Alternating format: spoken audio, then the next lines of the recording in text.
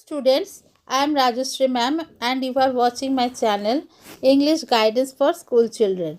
Today I am going to explain a poem from the book Focus for class 7th. The name of the poem is Abu Ben Adham by Leigh Hunt. Leigh Hunt was an essayist and a poet of early 19th century. He has shown a humanitarian view in this poem. The central idea of the poem is that God loves him who loves his fellow men. Abu Ben Adhem is the title of the poem, who is the central character of the poem also and the symbol of humanistic quality. हम लोग आज पढ़ने जा रहे हैं Abu Ben अधम ले Hunt का लिखा हुआ, और वो क्या इंसानियत को यहाँ पे भगवान के ऊपर दर्जा दिया है। जो इंसान अपने करीबी को, मित्रों को या इंसान को प्यार और दया दिखाता है, वही एक्चुअली भगवान को भी अपना प्यार दिखा रहा है। और इंसान के अंदर ही भगवान है। हमारे देश में भी कबीर दास ने भी जो दोहा लिखते थे, उसका भी सेंट्रल आइडिया यही हुआ करता था कि असल में भगवान हमारे दिल में ही बसते हैं। अबू बिन अधम is actually a sheikh of Middle East Asia. His actual name was Ibrahim bin Adham. और इस कविता में दिखाया गया है कि वो एक दिन एक तो सपना देखते हैं जिसमें भगवान का दूत उनके पास आता है, जो एक तो अपने पास लिस्ट रखा होता है जिसमें लिखा हुआ उन्हीं लोगों का नाम लिखा होता है जो कि सबसे ज़्यादा भगवान के डिवोटी होते हैं, who are devoted to God most. And Abou Ben Adhem उसको पूछता है कि क्या उस लिस्ट में उसका भी नाम है, क्योंकि वो भी एक आध्यात्मिक आदमी था, उसको भी भगवान के प्रति बहुत विश्वास था, भगवान का पुजारी था। लेकिन वो एंजल या भगवान का दूत कहता कि नहीं, तो थोड़ा सा दुखी हो जाता है और कह देता है कि आप भगवान को कह दीजिएगा कि मैं अपने मित्रों को मैं ज़्यादा प्यार करता हूँ। तो अगले दिन जब वो भगवान का दूत उसके पास आता है तो देखता है कि उसी लिस्ट में सबसे ऊपर अबू बिन अधम का नाम लिखा हुआ है। तो यही पूरी कविता की कहानी है। This is a beautiful poem and with a moral teaching.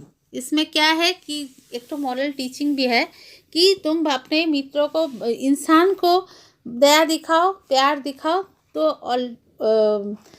Automatically तुम भगवान को भी अपना प्यार दिखा रहे हो। इसका मतलब यही होता है, it shows that you are loving God. So let's start with the poem Abou Ben Adhem may his tribe increase. May his tribe increase. Tribe मतलब द रेस, माने person or people with the same nature of Abu Ben Adham.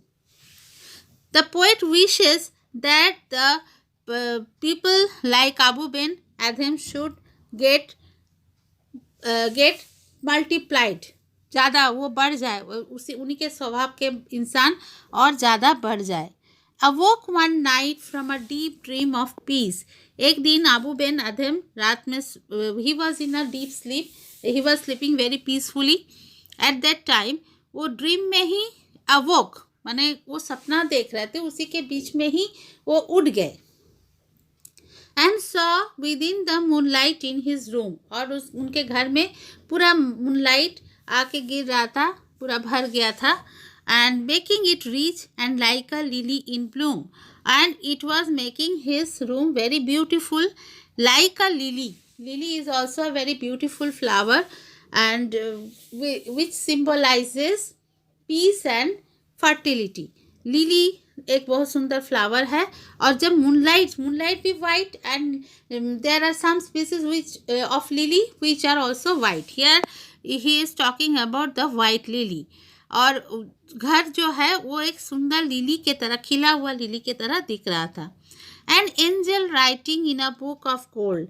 वहाँ पे एक तो angel था जो अपने सोने के बुक में लिख रहा था कुछ. Exceeding peace had made Ben Adhem bold. He was in a extreme peaceful state of mind. बहुत ज़्यादा उनके मन में शांति था. And it gives him courage. Became bold मतलब इट गेव हिम करेज. वो उसको हिम्मत मिला. किसके लिए? And to present in the room he said. अपने घर में जो वहाँ पे उपस्थित था, the person who was present there in the room, he asked, उससे उन्होंने पूछा, what writest thou, what are you writing. ये ओल्ड इंग्लिश है. What writest thou, thou means you, तुम क्या लिख रहे हो. The vision raised its head. Vision यहाँ पर क्या है कि एंजल रेस्ड इट्स हेड मतलब अपना सर को ऊपर उठाया.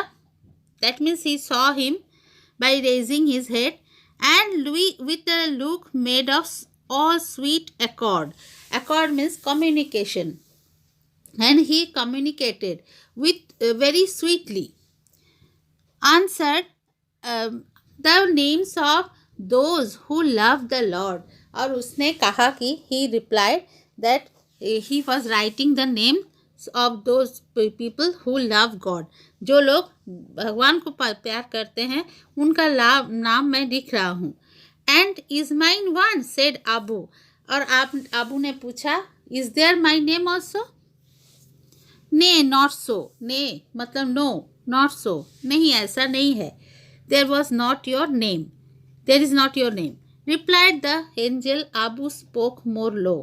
तो एंजल ने तो रिप्लाई किया, नहीं तुम्हारा नाम नहीं है. तो आबू स्पोक मोर लो, वो आहिस्ता से बोला. He spoke lolly because he was somewhat disappointed. उसको थोड़ा सा निराशा लगा तो इसीलिए थोड़ा सा धीरे से बोला. बट चीयरली स्टिल, फिर भी वो अपना हैप्पीनेस दिखा रहा था. He spoke in a low voice but चीयरली.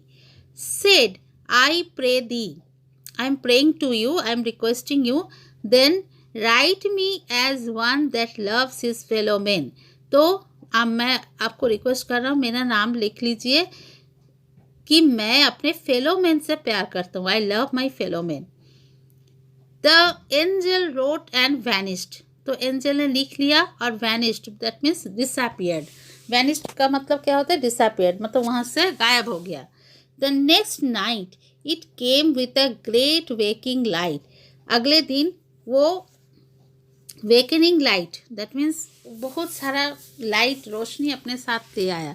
When he came with a great light and showed the names whom God love of God had blessed. और दिखाया कि उन लोगों का नाम दिखाया कि किन लोगों को जिनको भगवान ने ब्लेसिंग दिया है. The people whom God had blessed.